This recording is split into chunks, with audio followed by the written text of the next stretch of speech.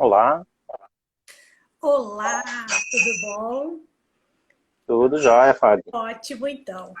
Bom, primeiro vamos dar um oi para todas as pessoas que estão nos ouvindo, né? Uma boa tarde, em meio a tudo que está acontecendo nesse cenário, né? De pandemia, enfim, mas nós continuamos aqui firmes no propósito, né, Rafael, de levar conhecimento, informação da área ambiental, enfim, que é com aquilo que nós trabalhamos o dia inteiro há muito tempo, né?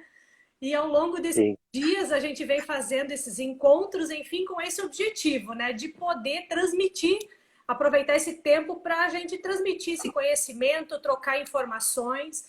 Então, agradecer a todas as pessoas que já estão conosco, entrando aqui, e também fazer um convite que, se tiverem questionamentos, vocês podem fazer aqui ao longo da nossa conversa, que eu vou passar aqui para o nosso convidado ilustre. A gente convidou hoje para conversar conosco, então, o Rafael Volkinde, há muito tempo, eu não sei quanto, mas há já muitos anos de FEPAM, né? Que vem conosco, 16 anos, quase 16 anos já. a prata da casa. E aí vem falar um pouquinho, né, sobre o licenciamento ambiental de uma forma geral, né? Quantas mudanças ocorreram, né, Rafael? 16 anos se passaram e nós passamos assim por uma mudança radical e o quanto ainda precisa ser feito, né? É isso que a gente insiste, né? Muitas coisas foram feitas, mas ainda tem muito por se fazer. E o objetivo então é a gente Exatamente. conversar um pouco contigo de uma forma assim leve, tranquila, agradável, ao longo aí de uns 40, 50 minutos, para a gente conversar sobre isso. Então, bem-vindo ao convite e a palavra é contigo, então. Te apresenta aí para a gente, Rafael, melhor do que qualquer pessoa te apresentando, né? Tá bom, Fábio, muito obrigado pelo convite. Eu sempre digo isso e é sempre verdadeiro, né? É um prazer a gente poder estar conversando, estar passando para as pessoas o que é o nosso trabalho, o que é o nosso dia a dia e principalmente o tema que tu solicitou que a gente falasse hoje, né? Quais são as nossas grandes conquistas, né? Qual foi a evolução que a gente conseguiu fazer num tema que até pouco tempo atrás ele era muito espinhoso. O pessoal tinha muito medo do licenciamento ambiental, sempre era aquela ideia da demora, ser muito letárgico, de atrasar desenvolvimento, tudo ficava ligado nisso aí. Uhum. Bom, como é que eu entrei nessa história toda, né? Fora os 16 anos de FEPAM, dentro, né? Por estar nesses 16 anos na FEPAM, eu fui diretor técnico por um período, entre 2011 e 2017, Tá. e em parte desse período, a partir do final de 2014, principalmente no início de 2015, nós demos início a um processo de qualidade, né, de qualidade total, muito assim empírico, né, muito na vontade, não tão científico, mas muito na vontade de fazer, onde nós nos deparamos com uma situação que ou a gente resolvia o problema do licenciamento, ou a gente ia ter problema muito maior por não conseguir fazer nem isso. Uhum. Né? A FEPAM já estava numa situação onde o laboratório estava com problema, a gente já não conseguia mais medir qualidade ambiental, a fiscalização estava iniciando após uma fase muito ruim que a gente tinha passado, Uhum. né, de ação policial, inclusive, que a gente sofreu, a operação Congutar em 2013, estava com uma imagem muito ruim mesmo. Então a gente aproveitou a virada de governo, a troca de governo, para fazer esse conhecimento. Em que ano você E falou, aí, Rafael? a operação Congutar em 2013, e Ah, nós começamos o trabalho forte em 2015. certo. O que a 5 anos. gente começou a fazer nesse não te entendi, desculpa. Não, desculpa, eu disse já fazem mais de 5 anos que já se iniciou. Isso, a gente já está, estamos com 6 anos já nesse processo. O que a gente começou a fazer então? Foi uma ação de planejamento, tentar fazer um planejamento estratégico, Uhum. direcionando quais ações e principalmente botando foco no que a gente tinha que fazer, né? Muitos problemas, muitas coisas para acontecer, e Uhum. decidimos realmente fazer o foco no licenciamento, para que o licenciamento parasse de ser tudo isso que eu falei, toda essa coisa ruim, e começasse a ser bem atendido. Sim. Como é que a gente começou com isso? Vai interrompendo. Não, não, eu ia te dizer que eu me lembro, né, daquelas reportagens todas, porque a FEPAM tem não sei quantos, eram 13, 18 mil processos parados, né? Eu me lembro das notícias. 12.752 processos, Quanto? 12.752, 12. Isso no final de 2014. Fechamos o ano com esse número aí. Esse número foi o que me marcou, né, que virou o benchmarking para a nossa virada de chave. Para saber, né, hoje, né, dado de hoje de manhã, 3.067 processos. Uau. Não quer dizer que estejam atrasados, estão por analisar. Né, estão em análise ou na fila de análise. Nós tiramos mais de 9.000 processos da fila, de diversas formas, diversas ações que a gente já fala em seguida. Mas o principal foco, conhecer o problema. Então a gente não tinha nenhuma noção exata do que eram esses processos, por que eles estavam ali, quanto tempo eles estavam levando para ser analisados, como é que era o fluxo de análise desse processo. Então começamos a trabalhar em cima disso, começamos a buscar essas informações realmente para conhecer o que a gente tinha de problema. E a partir desse conhecimento do problema, aí sim traçar os objetivos, né, que metas que a gente teria para chegar nesse objetivo, e realmente fazer as ações necessárias para conseguir chegar. Na época a gente tinha a secretária Ana Pellini entrando, e eu tinha passado para ela justamente que a gente tinha que chegar em um número que seria razoável de 3.000 processos. Ela me chamava de louco. Ela dizia que uns 4.000 ela achava ainda que dava, mas que 3.000 era um exagero, que não precisava e tal. Hoje nós estamos em praticamente os 3.000, que é um motivo de orgulho pessoal, mas o pessoal todo, né, a gente vê que está no... Todos os colegas, a gente vê como eles ficam também trabalhando melhor com esse reconhecimento todo. E uma grande consequência que a gente teve nisso foi a mudança de cara, né, toda a mudança da imagem institucional a partir também dessa melhoria. Porque a gente não só começou a botar o licenciamento em dia, como a gente começou a trabalhar, a gente sempre fala do nome da instituição, né, Fundação Estadual de Proteção Ambiental. Certo. Botando o licenciamento em dia, a gente consegue trabalhar com proteção também. Né, que até então a gente ficava sendo um órgão de emissão de licenças, né, um órgão licenciador. E nunca gostamos desse título, dessa etiqueta. Né? Tem muitas outras coisas, muito mais atividades para fazer. Certo. Olha só, Rafael, eu me lembro, né, que naquela época tinham todos esses... Eu passei uma época, que você falou, né, fazendo aquelas reuniões na FEPAM, onde a gente tratava justamente sobre isso, né? A discussão era, tudo ficava parado, a gente não conseguia andar com as coisas e falar sobre o que estava sendo feito, né? As reuniões com a FEPAM eram sempre naquelas, cobrando algumas coisas que estavam paradas lá há muito tempo, né? E a gente fala assim, 4 anos para sair uma licença, né? E o papel de quem estava aqui fora intermediando, porque assim, o consultor, assessor ambiental, ele faz isso, né? Ele faz, tenta facilitar as coisas para levar para dentro do órgão, né?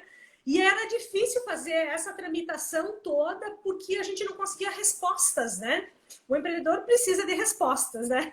E a gente não conseguia dar respostas para ele sobre o prazo todo, né? Então, não conseguia nem acesso, muitas vezes, para conversar também. Muito difícil para se conseguir tudo, né? Então, realmente, essa mudança toda e trouxe ganhos, certamente, para os próprios, para o quadro funcional da FEPAM, mas certamente para a cadeia toda, né? Porque precisa-se ter as coisas claras. O que eu percebo é assim, de falar um pouco daqui de fora, né? Muitas vezes, é claro que tem de tudo, tá? Mas eu digo assim, a grande maioria do público, né, do empreendedor, ele quer fazer as coisas, mas ele quer saber o que eu tenho que fazer, claro, né? O que pode, o que não pode, que seria aquela questão da segurança jurídica, né? Não dá para mudar os termos no meio do caminho, né? Quanto vai custar e quanto vai demorar, porque a maioria precisa de financiamento, precisa fazer um fluxo de caixa, precisa ter certeza, né, do que a gente precisa. Sim. E aí essa era a dificuldade toda que se tinha na época. Uma das coisas, assim, ó, tempo também. O que a gente tinha lá em final de dezembro de 14? O que a gente tem primeiro em termos legais? A gente tem como servidor 180 dias para analisar um processo e chegar até essa conclusão. E essa contagem, ela para cada pedido de complementação que a gente faz. Ótimo. Tá?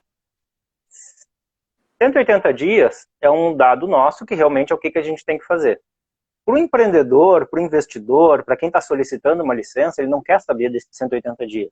Ele quer saber quando é que ele vai ter resposta final com todas as paradas, com todos os andamentos, com todas as consultas que tem que ser feitas. Isso. Então, os dois dados que a gente tinha lá em 2014 também. A média do ano de 2014 de análise do processo era de 348 dias. Tá? mais ou menos 12 meses. 348 dias de análise, em média, que estavam saindo os processos. Cada processo que saía estava na média nesse período. A tramitação estava girando em 426 dias, 14 meses. Certo. Então, a gente tinha muita bagunça naqueles 12 mil e poucos processos. Né? Sim. E à medida que ia pegando um que o outro, eles iam trazendo esses números gigantescos. Uhum. Hoje, como é que a gente fechou o ano de 2020? 150 dias de tramitação, 5 meses, e 120 dias, 4 meses de análise. Perfeito. 180 a gente está fazendo em média 120. 120. Uma ressalva, não é só licenciamento que a gente está colocando aqui. A gente tem diversos outros tipos de processo, que são certificados, certidões, atestado, autorização, declaração, eles acabam entrando tudo na mesma contagem. Mas, contudo, a gente teve essa redução de 14 para 5 meses, né, e de 12 para 4. Perfeito. Que já é um senhor avanço também ao longo desses 6 anos aí que aconteceram. E ao que tu atribui, assim, a grande mudança que vocês fizeram para conseguir esses números? Uma das coisas, não sei agora o quanto, onde é que ela entrou como causa, como efeito, foi o engajamento do pessoal. Tá? Mas, primeira coisa forte, mostrar os números, mostrar o que a gente estava fazendo. Tá? O quanto que isso era bom, o quanto que isso era ruim, onde é que a gente podia melhorar, como é que poderia ser. Só por conhecer problema, né, conhecer, olhar aquilo ali, reconhecer aquilo como um problema, como um desconforto, todo mundo já começa a se movimentar. Né? E depois algumas ações, né, que foram feitas. Isso foi objeto até do meu mestrado, minha dissertação de mestrado, onde eu relacionei diversas ações que tiveram efeito tanto no volume de processos que a gente já dispunha, para fazer uma eliminação desses processos, quanto na redução das novas demandas, né, algumas mudanças de procedimento que poderiam nos possibilitar reduzir demandas, e mais outras coisas assim, só para dar agilidade mesmo. Então, muita coisa que a gente fez, Fábio, foi arquivamento de processos velhos, né, que já estavam com um decurso de prazo do que já tinha sido, principalmente a questão de solicitação de complementações, onde o empreendedor não nos deu resposta, e tínhamos muitos processos cujo empreendimento já passou a ser de competência do município. Então ele deixou de ser competência da FEPAM, mas o processo permaneceu, porque o próprio empreendedor não teve a preocupação, o cuidado de tirar esse processo da nossa listagem, listar o arquivamento dele. Então aqui a gente conseguiu fazer uma redução substancial de tirar esse tipo de processo. Depois algumas outras coisas que a gente tinha misturado em banco de dados, misturado em procedimentos, que eram atividades da Secretaria de Meio Ambiente, que no passado tinham tentado fazer o trabalho acontecer por dentro do sistema da FEPAM, só que ficou assim muito lixo no sistema, lixo no sentido de coisas que ficaram abandonadas lá. Sim. Também fomos tirando esse tipo de coisa. Algumas alterações de legislação que possibilitaram mexer em processos, então com isso a gente foi tirando muito. A parte de reduzir demanda, a gente mudou procedimentos, a gente começou ou mudar o tipo de licença, ou aglutinar licenças, juntar fases no licenciamento.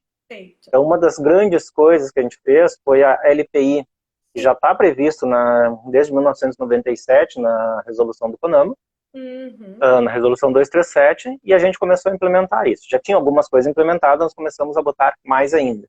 Isso possibilitou que 2 fases de processo, 2 análises, 2 períodos de parada, 2 períodos de avaliação, 2 períodos consumindo analistas, fosse aglutinado num só, reduzindo aquela demanda. Então, ao invés de entrar 2 processos, passa a entrar só um daquela atividade. E isso também nos proporciona já no futuro, né, a partir daquele momento, no futuro, diminuir a demanda, a gente ter mais tempo para lidar, mais tempo para trabalhar. Sim. Alguma coisa de metodologia, né, de disciplina, organização mesmo, que isso tudo foi ajudando. E a parte que eu digo do engajamento do pessoal, a gente fez uma apresentação disso no início deste governo, e uma das perguntas que sempre fazem, mas como é que o pessoal se motivou? Gente, motivou porque gostou, porque comprou aquela ideia, começou a absorver, porque a gente nunca passou para ninguém nenhuma questão de promoção, de gratificação. Como Estado, a gente não pode fazer isso sem ter todo um sistema por trás, autorizando concessão de dinheiro, concessão de algum benefício, alguma coisa assim. O pessoal entendeu que fazia parte do seu trabalho. Só pela questão de estar sendo observado, de ter uma comparação com outro setor, de ter uma comparação com outro colega. a gente começa a puxar essa organização. Uhum. E o controle sobre os processos também foi melhorando, no início muito à base de planilha, depois a gente foi incrementando o próprio sistema que a gente usa para ele trazer esses relatórios de forma mais facilitada, onde as pessoas conseguiam enxergar o que tinha de pendência, o tempo que tinha, quais eram os processos mais velhos, e começar a focar em cima deles para poder fazer essas ações.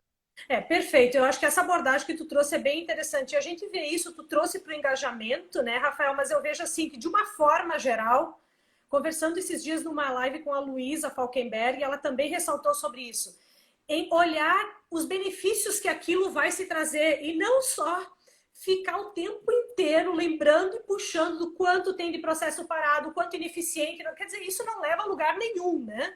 Quando a gente consegue trazer isso para os benefícios que aquela ação, que aquela atividade vai fazer. E é bom para todos no final, né? Porque não é que vão ter tempo livre, na verdade vai ser para o resultado do trabalho ser muito melhor, né? Tempo livre a gente não tem igual, né? Porque tu só vai mudando a demanda que atende. Se não era processo antigo, começa a ser processo novo, se não é mais processo de licenciamento, atividade de fiscalização. Enfim, a gente não sossega, né? Demanda tem para muito tempo e acho que para sempre dentro dessa área ambiental aí que a gente vai estar sempre fiscalizando, monitorando. O que eu ia falar? Falou da luz. Quando a gente começou em 2015, nessa mexida, a gente ainda tinha os processos de papel. Então, o que acontecia? Pilhas de processo, armários de processo, a mesa cheia de processo. E a gente começava a conversar, começa a limpar isso aqui, o ambiente vai ficar mais agradável, o teu ambiente, a tua mesa fica mais limpa, tu fica numa situação mais confortável de trabalhar, mais agradável, tudo isso vai melhorando também. Em 2017, quando começou a entrar a digitalização, quando entrou o sistema online de licenciamento, SOL, esses processos começaram a ficar digitais, e aí começou até uma segunda preocupação, agora eu não vou enxergar. Como é que eu vou lidar? Que antes eu enxergava, eu tinha aquela pilha de processo, eu tenho que resolver aquela pilha. Teve uma vez até que eu fui numa das regionais para ajudar numa área específica que estava tendo problema, estava tendo um acúmulo de processos, e uma das coisas que a gente fez foi pegar todos os processos de papel, botar em cima da mesa, classificar como é que deveria ser o atendimento de cada um, separar em pilhas. Eu me lembro que a gente separou em 4 pilhas. Hoje eu não tenho como fazer isso, eu não vou ter pilha de processo mais, porque ele é todo digital, todo eletrônico. Então eu não tenho mais aquele gerenciamento visual, que eu particularmente gosto muito, que nos ajuda a enxergar realmente o que está acontecendo. Mas também foi funcionando, com base nos relatórios, com base nas listagens, a gente consegue tocar. Todos esses dados aqui de tempo de processo, tempo de análise, tamanho da quantidade de processo que eu tenho por analisar, o que está sendo produzido, o que está entrando de demanda nova, tudo isso a gente tem controlado e aberto para todo mundo consultar dentro da instituição. Então, fica mais fácil para todos os gestores, né, do chefe de cada serviço, de cada divisão, ir enxergando quais são as suas demandas e fazendo esse gerenciamento. Trabalhar por cronologia, dar preferência para os processos mais antigos. Ele é uma sugestão de trabalho, mas ele não chega a ser uma regra, porque a gente tem questão de regionalização, de deslocamento. Vou para uma determinada cidade, eu já vejo o que mais que eu tenho de processos para aquela área lá, se eu tenho que fazer vistorias, por exemplo. Então, um processo que entrou ontem, ele pode ser vistoriado hoje, porque ele já está naquela rota de atendimento. Entendi. Algumas coisas assim que vão funcionando. A tecnologia veio para somar muito, né? Para encurtar caminhos. Isso, usar a tecnologia a favor. É fundamental, né? Tem que fazer isso. Me conta assim um pouquinho dessa descentralização, como é que foi passar isso assim, porque hoje os municípios fazem um papel fundamental, né?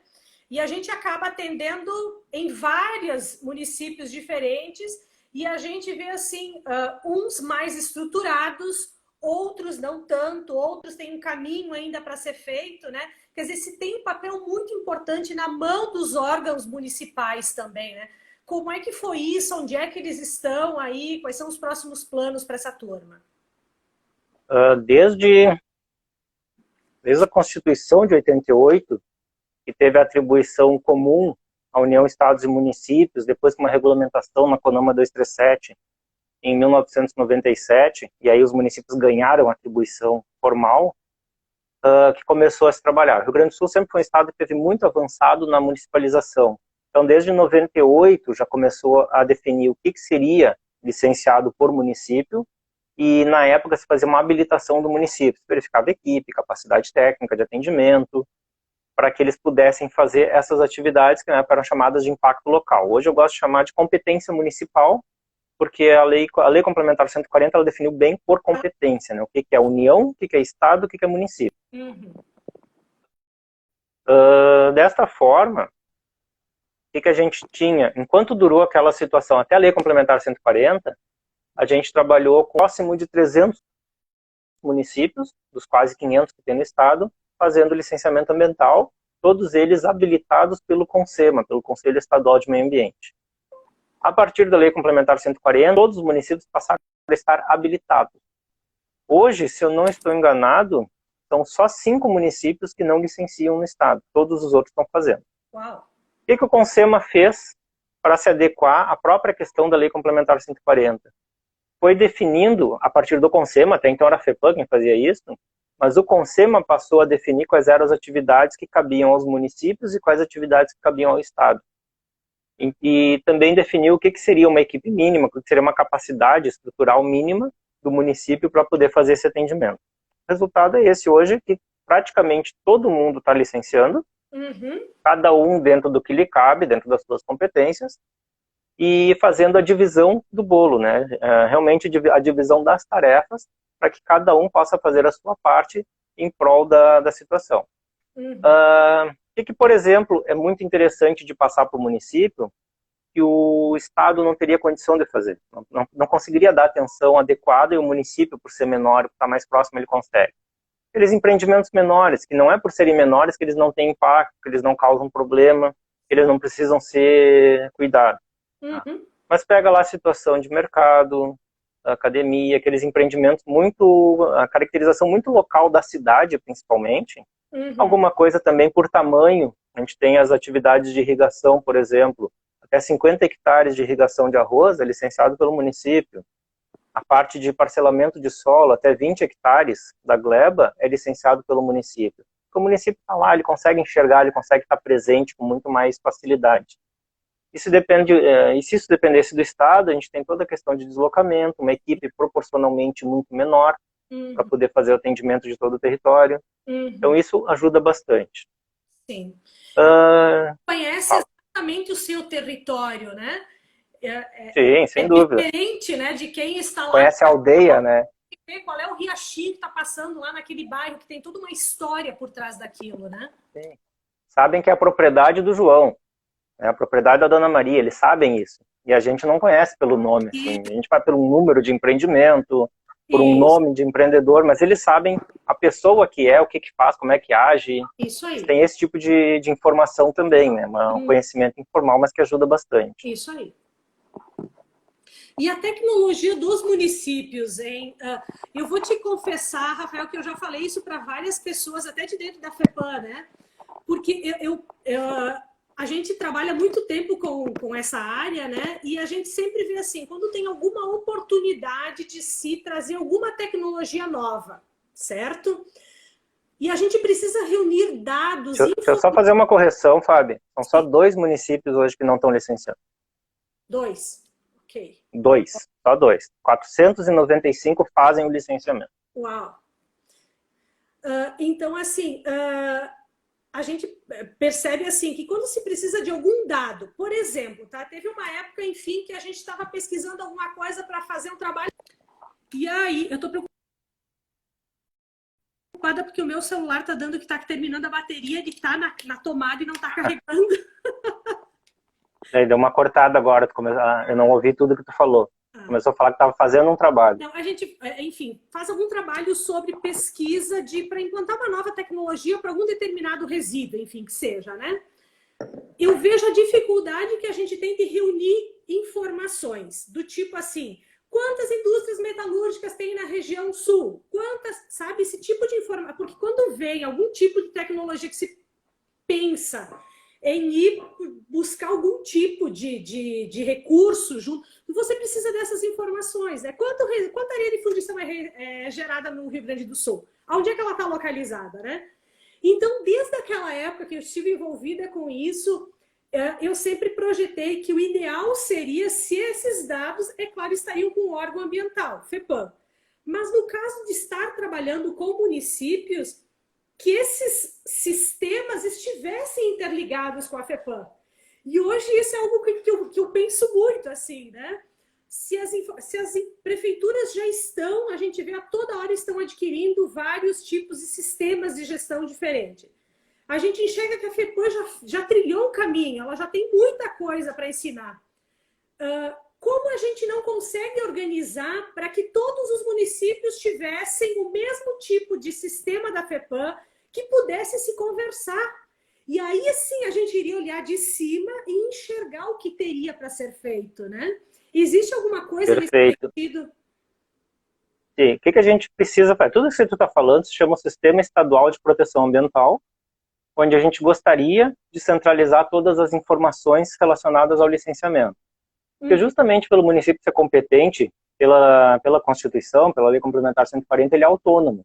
Então ele não fica prestando informações para mais ninguém. É a função dele, ele faz, ele gerencia como ele vai fazer, ele concede as licenças pelo sistema que ele acha que é adequado, dessa forma. Quando nós concebemos o SOL em 2016, entrou em 2017, uma das intenções já era fazer um sistema eletrônico amigável, onde os municípios pudessem aderir, e a partir dali fazer o trabalho já integrado. Isso a gente já tem ainda uma posição de que os municípios que têm convênio de delegação de competência com a FEPAM, e ampliam as competências trazidas pela Lei Complementar, pela resolução do CONSEMA, que eles já passem a usar, porque estão fazendo o nosso trabalho delegado. Então a gente já quer que esses sejam os primeiros a aderir ao sistema. No ano passado, foram feitas tratativas, e esse ano nós começamos a desenvolver módulos novos no SOL, e um dos módulos que está previsto para a gente fazer o desenvolvimento já para o terceiro ou quarto trimestre é justamente um sistema simplificado para os municípios. O que a gente imagina hoje? Isso. O que a gente imagina hoje? Que eles vão poder usar o SOL como porta de entrada, vão pegar aquelas informações, fazer o seu trabalho dentro dos seus sistemas, mas a gente já fica com aquele cadastro ali, quem é a empresa, o que ela vai fazer, o que ela vai produzir, tipo de atividade, tamanho, localização, leva essas informações para o seu sistema, trabalha e depois traz de volta os documentos produzidos, pareceres, relatórios e as licenças também, para que a gente utilize de novo o SOL para fazer a parte de publicação. Com isso a gente já fica com algumas informações, já começa a fazer a centralização. O sistema ideal seria todo mundo usar o mesmo sistema, né? Se fosse possível todos usarem o SOL para fazer a geração das licenças, a gente só mudaria o operador. Então tem casos que o operador vai ser FEPAM, tem casos que o operador vai ser o município, mas todo mundo usando o mesmo sistema, a mesma forma de trabalho, os mesmos critérios, tudo igual. Estamos avançando. Se pensar que em fevereiro de 2017 a gente trabalhava com papel, hoje a gente já está trabalhando com praticamente tudo digital e trabalhando ainda com a possibilidade de integração, a gente está num avanço muito bom num tempo até curto, né? Sim, está sendo rápido, realmente, né? Que ótimo, porque realmente a gente vê que essa é a saída, né? Porque se espera que se tenham muitos empreendimentos ainda, porque, enfim, nós precisamos de empreendimentos no Estado, né? O Estado precisa alavancar e que a gente tem uma forma, então, como a gente está falando lá no início, né? De transparência, porque é isso que o empreendedor precisa, né? De transparência. E, às vezes, assim, tem aquela questão, eu vou ficar na FEPAM ou vou ficar no município? Né? Porque ele tem uma preocupação com isso, não, se vai para a FEPAM demora muito. Porque se criou, né? Tem toda uma história, né, ao longo desse período que vem com isso que a gente estava falando, demora de análise de processo e tudo mais. Então, o empreendedor sempre prefere ficar no município que ele entende que será mais rápido, né? E a gente percebe que com essa transparência não tem essa história, né? A gente consegue, independente de onde vai ficar. Eu estou fazendo esse gesto aqui porque a coisa já começou a mudar em vários lugares. Tem muito empreendedor que já está quase implorando para fazer com a FEPAM, porque a FEPAM está dando uma resposta mais rápida que o próprio município. Coisa que por muito tempo eles queriam, a gente brincava, eles esquartejavam o empreendimento em tamanhos menores para poder entrar com o município. Fazia 2, 3, 4, 5 licenças, mas ia de uma forma mais rápida. Isso. Hoje, além da fiscalização que a gente está fazendo para não deixar essa prática acontecer, de ficar picando o empreendimento, a gente está dando a resposta rápida. Então, está dando a segurança jurídica, está dando a segurança técnica, segurança de negócio para eles, e a coisa está também voltando a funcionar bem como deveria ser. Então o licenciamento está ganhando o seu reconhecimento de eficiência administrativa. Que bacana isso. Rafael, e me fala assim, hoje a mudança, né, do Código Estadual de Meio Ambiente aí deu uma mexida no ano passado, final do ano, retrasado, né? Enfim, se entraram aí com outros processos, o autolicenciamento e tudo mais, né? Foi um avanço bastante grande, se falando de Estado, né? Sempre muito conservador nessas questões, né? De licenciamento e tudo mais. Isso também veio a colaborar com todas essas iniciativas que vocês tiveram dentro do órgão. Sim. Tá, a primeira ressalva, Fábio, autolicenciamento não existe, né? O que a gente tem são sistemas padronizados, né, onde o empreendedor pode aderir a regras que já estão pré-estabelecidas, já estão pré-analisadas. Então, são situações que a gente já conhece o padrão de instalação, o padrão de funcionamento desses empreendimentos, que a gente já tem condições de estabelecer previamente as regras do funcionamento. Se ele entender que aquelas regras são adequadas para ele adere a esse tipo de licenciamento. Voluntariamente. O Conselho Estadual de Meio Ambiente está definindo quais são as atividades que vão ser licenciadas desta forma. Tá? Mas nunca é um autolicenciamento, aquela coisa que as pessoas idealizam de que vai entrar, apertar um botão e sair com uma licença na mão. Não. Ele não vai fazer uma análise particular, mas ele já vai ter as regras todas estabelecidas. Perfeito. Sabe, Rafael, um caso curioso, um dia eu estava viajando, eu estava em Porto Alegre e eu estava com um empreendedor junto e a gente estava ouvindo a rádio. E a rádio falou exatamente, deu uma manchete assim, e o entendimento da chamada foi... O cara me olhou e me disse, mas a gente não precisa mais fazer licença na FEPAM, então... Quer dizer, a forma como tudo aquilo foi... Dá essa primeira impressão, né? E tem gente que é contrária também a essa ideia da licença automática, de um processo automatizado, e acaba vendendo dessa forma. Isso. Também já para criar uma imagem negativa. Que não vai precisar analisar, de que não vai precisar fazer mais nada, que agora é um liberou geral. Não, não é isso, a gente nunca trabalhou dessa forma. Certo. Inclusive, uma das medidas que nos possibilitou baixar bastante o volume de processos foi justamente um sistema de renovação automática de licenças. Isso. Então a gente já tinha as licenças de operação, Na verdade, isso aí, voltando um pouquinho mais, desde 97, na resolução 237 do CONAMA, ainda mais importante do licenciamento ambiental, ela já previa uma questão de prorrogação de licenças para aqueles empreendedores que fizessem a solicitação com prazo determinado, a solicitação de renovação com prazo determinado. Se o órgão ambiental não desse a resposta até o vencimento da licença, ela entrava numa prorrogação automaticamente. A gente chegou a ter licenças vigindo por mais de 10 anos, né, por conta disso. Porque ela estava prorrogada e estava vigindo ainda. Então ela ficou funcionando os 4 anos que era na época, mais outros 4, 6, acho que até 8 anos chegou a acontecer da licença estar vigente. O que isso é na prática? Uma renovação automática. Certo. Por questões antigas, sem atualizar a legislação, sem atualizar padrão de lançamento, sem atualizar regras, sem atualizar nada. O que a gente começou a fazer então? Fazer um sistema onde a gente conseguisse identificar quais eram as licenças que já foram feitas de maneira eletrônica, para poder replicar, né? Dar esta nova licença, então ela vencia, entrava uma nova, é o que tem acontecido, ela vence, já entra uma licença nova, e passamos a trabalhar muito mais em fiscalização, a partir de então, do que no licenciamento. Faz parte desta portaria que fez o regramento, complementar essa renovação automática com ação fiscalizatória. Então eu não tenho mais aquela demanda de fazer a licença daquele empreendimento, porque o sistema já fez, mas eu tenho que ir lá ver se a licença está sendo atendida. Primeiro, claro que... eu te fazer uma pergunta, desculpa, mas assim, sempre que uma renovação acontece, automaticamente é feita a fiscalização da FEPAM em algum momento nesse processo, depois que sai a licença ou não? Nós temos, te responder com uma pergunta, assim, já para começar, nós temos hoje cerca de 16 mil empreendimentos com licença de operação. Eu não tenho como fiscalizar todo mundo. Então a gente trabalha por amostragem.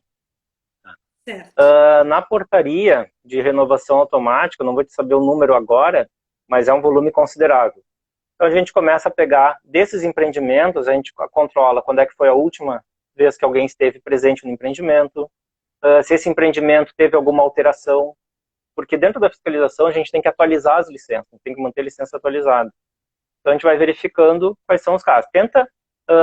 O ideal seria fiscalizar todo mundo com uma frequência razoável, cada 2 meses, 3 meses, 6 meses, 1 ano, conforme o tamanho e a peculiaridade desse empreendimento.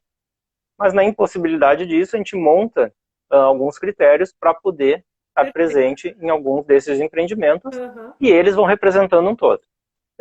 Nos primeiros que a gente estava acompanhando para ver como é que era o funcionamento da portaria, a gente tinha cerca de 70% dos empreendimentos funcionando bem. E 30% estavam gerando alguma necessidade de adequação ou geravam infração por alguma falha que estava acontecendo. Mas a maior parte estava funcionando de forma adequada. Então isso começou a nos dar mais segurança ainda para manter esse sistema funcionando. Outra coisa que aconteceu é que essa renovação automática, no início, ela foi muito grande, né, teve um volume maior, e nos anos seguintes ela deu uma diminuída. Porque como a gente não tinha mais aquele estoque todo para processar, a gente começou a olhar de novo as licenças e conseguia avaliar antes do vencimento. Então a gente já conseguiu utilizar esse instrumento de renovação automática até para ajudar o nosso dia a dia, para que a gente conseguisse fazer esse trabalho acontecer melhor. Perfeito, perfeito. Sabe, Rafael, dentro desse assunto que a gente está entrando, eu acho que é bem importante a gente falar um pouco sobre a responsabilidade dos consultores, dos responsáveis técnicos, né? Não só consultores, mas também responsáveis técnicos que estão lá dentro da empresa e que são aqueles profissionais que estão emitindo aí a ART vinculada a qualquer licenciamento. Quer dizer assim, isso para a gente sempre é muito confuso, não, mas é complexo para o empreendedor entender por que ele precisa disso e quais são as responsabilidades disso, né? Então, acho que era bem importante tu falar um pouquinho, assim, porque certamente a gente tem aqui muitos profissionais nos ouvindo, né? Da seriedade das informações que estão sendo prestadas no sistema. Uma coisa que a gente trouxe no SOL também, desde a concepção do SOL, foi responsabilizar responsáveis técnicos. Né? Ótimo. A gente tem condição de confiar na informação que o responsável traz e ele tem a obrigação de trazer uma informação real, uma informação que traga a verdade daquilo que está acontecendo, do que ele vivenciou, para que ele não minta para nós. Se a gente pegar no Código de Ética da Engenharia, por exemplo, do CREA, omissão, mentira, tudo isso aí é passível de punição, é possível de avaliação por parte, é possível de fazer uma representação no conselho contra aquele profissional. A própria Lei de Crimes Ambientais e o decreto estadual que faz a regulamentação para o Rio Grande do Sul, ela estabelece que o profissional, consultor, profissional responsável técnico, ele pode ser autuado na pessoa física por alguma falha do sistema, principalmente quando for constatado justamente a questão de omissão, informação enganosa, informação falsa, alguma coisa assim. Ele tentar ludibriar o sistema. Isso for identificado, for constatado, a gente multa o profissional no CPF. Aí eu brinco ainda. Na verdade é uma brincadeira, é uma coisa verdadeira. Aplicar uma multa de 5, 10 mil reais para uma empresa, a empresa paga porque ela tem dinheiro para isso. Aplicar para uma pessoa física dói e dói bastante. É de pensar 2, 3 vezes o que vai acontecer. Mas é uma forma de profissionalizar o mercado, né, Rafael? Sem dúvida, sem dúvida. Precisamos. Eu participo da diretoria do Sindicato dos Engenheiros, né, do SENGE, e uma das coisas que sempre se falou é em valorizar a engenharia, valorizar o engenheiro. E para valorizar o engenheiro, ele tem que saber da responsabilidade que ele tem e usar essa responsabilidade. Isso ajuda até na hora. Essa parte que o pessoal não gosta de ouvir. Mas ajuda até na hora de fazer a cobrança pelo serviço, cobrar pela responsabilidade que ele está botando no negócio. A responsabilidade do trabalho. Eu não estou ali preenchendo uma RT para cumprir uma formalidade. Eu estou preenchendo uma RT porque eu estou dizendo que o meu conhecimento está atestando que aquele serviço que eu estou entregando, ele é verdadeiro, ele não vai ter falha, ele tem responsabilidade efetivamente. E eu assumo essa responsabilidade através daquela anotação. Isso é perfeito. E aí no SOL também a gente colocou que todos os processos têm que ter um responsável técnico pelas informações apresentadas. Então a formação do processo tem responsável técnico. A gente já sabe em todas as situações, no mínimo, a quem nos dirigirmos para tirar satisfação. Sim. Para saber, pô, olha aqui, a tua planta não é dessa área, é de outra. O alinhamento não está correto, a informação que tu apresentou do monitoramento não é esse. A gente já tem a quem fazer o direcionamento e, se precisar, a gente sabe a quem representar ou a quem responsabilizar efetivamente numa ação de fiscalização. Perfeito. A gente sempre entendeu isso como fundamental, e isso é da base do trabalho, né? Ele tem que partir do trabalho profissional, como em qualquer área, né? Não pode se estar se escondendo fatos ou cair nas tentações, né? Que muitos também tentam, né? De estar fazendo alguma manobra para, como você disse, né? Driblar um pouco o sistema, né? Essa responsabilidade, ela é fundamental, porque só assim nós vamos valorizar o trabalho também, né? Não tem como valorizar se não for feito dessa forma, né? E realmente é importante para isso, para que o profissional que está no mercado, ele seja valorizado, ele se valorize e ele cobra essa valorização. Não é cobrar financeiramente, é cobrar o reconhecimento técnico daquele trabalho. E até mostrar, porque a gente acaba fazendo com o empreendedor também, é uma espécie de uma catequese, né? Você está o tempo inteiro passando informações do que está acontecendo, da importância de ser feito da maneira correta, do porquê que você precisa conhecer muito de legislação para, de uma certa forma, não educá-lo, mas levar esse conhecimento para ele. Se ele está contando com o teu trabalho, é para ajudá-lo a fazer isso, né? E não está driblando. Isso, não pode ser contratada só para obter uma licença para ele. Tem que ser contratada realmente para fazer aquele serviço de licenciamento ambiental que ele precisa que seja feito. E não termina na emissão da licença, ele tem sequência depois também. A gente vive algumas situações dessas. Não, mas eu fiz a licença, agora deu. Não, mas então, ok, você precisa ter um responsável ali dentro para se comunicar com a FEPAM, responder o que está precisando. Alguém precisa fazer isso. Certamente não é um empreendedor, porque ele tem empresa para cuidar, né? Mas ele precisa designar alguém para fazer isso, né? Sim.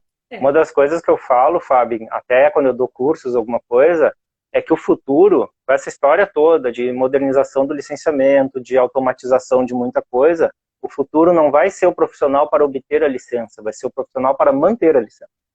E é isso que as empresas cada vez mais vão precisar. Porque onde a gente tiver menos energia gasta para emitir a licença e mais energia despendida para fazer a fiscalização, para estar a campo presente, aquele profissional que faz a empresa manter a licença em dia, esse é que vai ser o profissional importante. Ele vai evitar infração, ele vai evitar sanções de embargo, de suspensão de atividade, é o trabalho dele no dia a dia que vai garantir esse tipo de coisa. É isso, né? Porque acima de tudo você precisa conhecer a legislação, né? E conhecendo você pode passar para ele as informações do que ele precisa fazer corretamente, né? E não é só FEPAM, né? A gente fala de polícia, de exército, de transporte, né? Que essa então tem uma mudança assim significativa, né? Toda hora está mudando alguma coisa, enfim, nas regras do transporte de cargas perigosas, né? Enfim, tem bastante coisa ali para fazer que precisa estar antenado e chegar antes que o órgão ambiental, antes que o IBAMA, ou antes que o FEPAM chegue, né? Nós temos que chegar com antes de tudo isso, né? O que a gente diz, uma auditoria interna, não precisa nem ser uma auditoria interna formal, mas um conhecimento interno, um acompanhamento daquilo que está acontecendo na empresa, vai evitar um processo judicial, vai evitar perícia, vai evitar um monte de outras coisas. Tem que fazer a gestão certa, conferir com a fiscalização interna, essa auditoria interna, para evitar, por exemplo, a necessidade de estar lá na frente do juiz depois se explicando. Sim, perfeito. Né? Ou de estar na frente das juntas de julgamento que tem na Secretaria de Meio Ambiente, justificando, tentando justificar que aquele auto de infração não foi bem assim. Só que foi. Na verdade, faltou aquele trabalho prévio. Né? Prévio, é isso aí. Ótimo. Outra coisa que eu queria conversar contigo um pouco são sobre os valores das licenças, Rafael. Assim, a gente sabe, enfim, que isso é determinado, não é você quem o faz, né? Eu não sei quem o faz, mas, enfim, tem uma determinação para isso, né? Mas algo, assim, que a gente sente que tem afetado bastante é quanto ao parcelamento, né? Das taxas. Falta de parcelamento, né? Isso. Nós tínhamos isso no passado, principalmente eu não falo do grande empreendimento, né, mas os médios, né? Os médios, hoje a gente fez um levantamento, uma taxa que, poxa, para uma licença, eu acho que é uma LP, não, de regularização é 108 mil. Quer dizer, o cara que ele recém fez aqui uma ampliação, mas é um valor alto. Uma regularização para um porte grande, para um potencial alto. Vai dar mais ou menos isso. E aí, 108 mil reais. É isso. E aí, assim, existe alguma coisa sendo pensada para voltar a ser feito esses parcelamentos? Como é que está sendo? Ou ninguém. Não existe essa conversa hoje? De vez em quando tem aparecido algum pleito de algum grupo, de algum sindicato, representando as empresas que quer fazer esse parcelamento. Não tem evoluído muito essa conversa, porque foi um problema muito grande que a gente teve também como causa do acúmulo de processo. A gente não conseguia resolver algumas coisas, principalmente quando era questão de indeferimento, a gente não conseguia terminar o processo porque acusava que não estava pago, que as taxas não estavam quitadas. Então, no indeferimento, a gente não conseguia cobrar aquele empreendedor, porque ele já sabia que ele ia pagar para receber ou não, então para que ele vai pagar? Certo. Tinha situações que, por problemas de legislação, de outros regramentos, o empreendedor precisava apresentar só um protocolo para alguém. Às vezes era um protocolo para um fiscal, para um Ministério Público, protocolo para banco, para conseguir financiamento. Então ele pagava a primeira parcela e esquecia o resto, né? Ele não se preocupava mais com o restante. Isso também gerou problema de renúncia, não é renúncia de receita, mas perda de receita para a instituição, receita pública. Sim. E esse problema também nos processos que ajudou a montar esse volume grande que tinha. Então, mais uma coisa que a gente fez foi acabar com o parcelamento. Entendi. Pode voltar? Não vou criar expectativa em ninguém dizer que sim, tá? Mas talvez seja uma coisa que futuramente possa ser melhor avaliada de como fazer esse parcelamento. Só que uma coisa que eu me lembro que o parcelamento era em 4 vezes, e normalmente dava tempo de pagar as 4 antes do resultado. Certo. Hoje periga sair o resultado e não ter sido pago ainda. Entendi. E aí o sistema bloqueia, a gente não emite, a gente não conclui se não tiver pago. Então esses 108 mil, por exemplo, vamos dizer que tivesse pago metade, 54, e está pronta a licença. Desembolsa mais 54 para ter a licença, senão não vai ter. Eu vou te dizer que eu acho que muitos empreendedores pagariam, dependendo do tamanho. Dependendo do tamanho e da necessidade, enfim, de cada um. Mas, assim, realmente, com a evolução do processo do sol, né, possa ser revisto alguma questão mesmo de ser feita uma programação melhor e algum tipo de parcelamento para esses que realmente têm dificuldade, né? Acho que tudo é válido, né? Dependendo tirando isso da regra, né, se trabalhando como exceção, acho que é mais fácil de conseguir entender e encontrar soluções para as exceções, mas não colocar isso de novo como uma regra do sistema. Entendi. Sim, perfeito. Sim, porque como você diz, perda de receita, eu entendo, né? Porque, enfim, já teve uma equipe que gastou um tempo para analisar aquilo e não vai receber, né? É como qualquer outra empresa. Tem gente que tem a falsa ideia de que está pagando pela licença, mas a legislação mesmo ela é clara. Está pagando pela análise do processo. Sim. E onde registrou o processo no sistema online, ele já tem valor ali, já tem valor financeiro gasto. A estrutura do sistema, toda a parte que a gente teve de desenvolvimento, manutenção do sistema, energia elétrica, hospedagem em servidor, que trabalha isso na Procergues, trabalho das pessoas para acompanhar essa informação, para formar o processo. Então a gente já tem muito trabalho envolvido. Então onde entrou o processo já começa a ter custo. E a gente não consegue analisar o quanto foi gasto desse custo. Tinha gente que tinha ideia assim, mas eu pedi a licença, vou indeferir, por que eu tenho que pagar? Por que eu não posso ter o dinheiro ressarcido se eu não ganhei a licença? O processo foi analisado. Foram avaliadas todas as informações, foi feito deslocamento, foi feito vistoria, consumidas muitas horas de profissionais para chegar naquele resultado. Infelizmente, o resultado foi não. Certo. Mas teve custo de processo para chegar nessa informação final. Bem entendido. A gente já está chegando lá nos 50 minutos. Tu vê como passa rápido, né? Quando o assunto passa ligeirinho, né? Acontece. Ainda me lê uma coisa assim, resgatando que você fala muito na fiscalização, né? Eu lembro que nesse caminho todo, algo importante, assim, uma decisão que a FEPAM tomou foi em criar o departamento de fiscalização, né? Para os mais antigos, né? Era quem analisava, saía para fazer as vistorias, e aquilo era uma forma operantes diferente, né? Certamente isso trouxe benefícios para todo mundo também, né? Inclusive a transparência. Sem dúvida. Certo, Rafael? Claro. É que nem policiamento ostensivo, onde tem policial na rua, sabe que já passa aquela sensação de segurança, e quem estava a fim de fazer alguma coisa errada já começa a pensar 2 vezes, já começa a tomar mais cuidado. Onde se entende que tem fiscalização, que ela está presente na rua, e que de vez em quando ela está passando em alguns lugares, está indo no vizinho, está indo no outro empreendimento que é do mesmo tipo de atividade, o sistema começa a se ajustar, né? Porque tem fiscalização. A gente está muito acostumado no Brasil a não ter fiscalização, a ter o benefício de não ser avaliado, de não ser controlado. Sim. E isso já muda também, a gente começa a estar presente de uma forma muito maior. Como é que a gente trabalhava antes, né? Tinha um serviço de fiscalização no núcleo desse departamento de fiscalização hoje, ele já fazia alguma coisa de atividade, mas foi criada a fiscalização para atender denúncias, que a gente não tinha um atendimento estruturado, então a gente hoje atende muita denúncia, né? E é muita denúncia mesmo que chega, muito pedido, muita reclamação.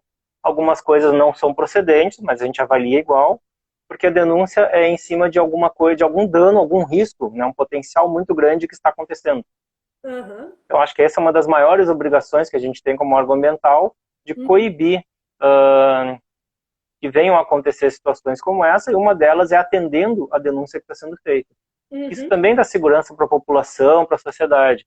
Ah, tem uma reclamação de uma emissão atmosférica fora de padrão, como aconteceu agora esse final de semana, por conta de um crematório em Porto Alegre.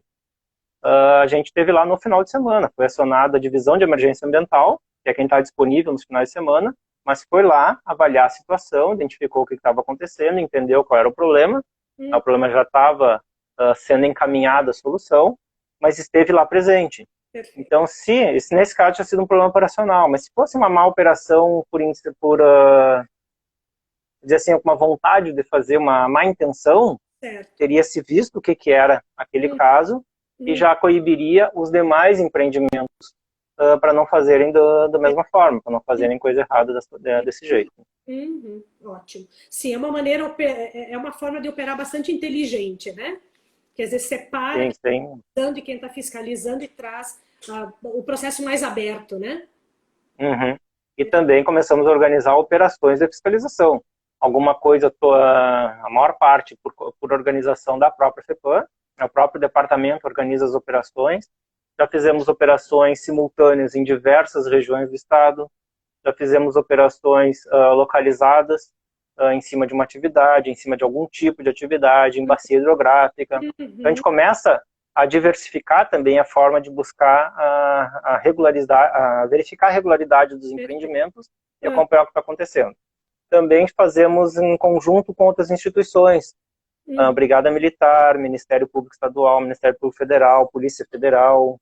A gente trabalha com outros também. O município, às vezes, precisa também de um auxílio, chama para compor uma equipe, para compor uma operação, para a gente poder trabalhar melhor e isso trazer todos os resultados para todo mundo. Entendi. Excelente. Que bom. Então tá, Rafael. Olha ali, ó.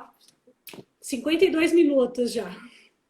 Te agradeço muito, Rafael. Foi excelente a nossa conversa. Te agradeço muito pela disponibilidade. Um agradecimento por todo esse trabalho feito também, porque a gente quer dizer que aqui fora nós enxergamos isso, a gente sente o reflexo disso. E o objetivo é trabalhar cada vez melhor. E dessa forma a gente consegue também trabalhar melhor, né? Então a gente fica... Não, perfeito. E esse é o resultado, Fábio, que eu sempre digo também. Por mais que eu tenha dado o gatilho inicial, o trabalho não é meu, o trabalho é da instituição, dos servidores da instituição. E isso é uma das formas que eu trago sempre de defender o serviço público. A gente sempre tem aquela ideia de que o serviço público não funciona. Mas um serviço público organizado, né, com vontade de trabalhar, ele dá resultado e resultados muito bons para a sociedade.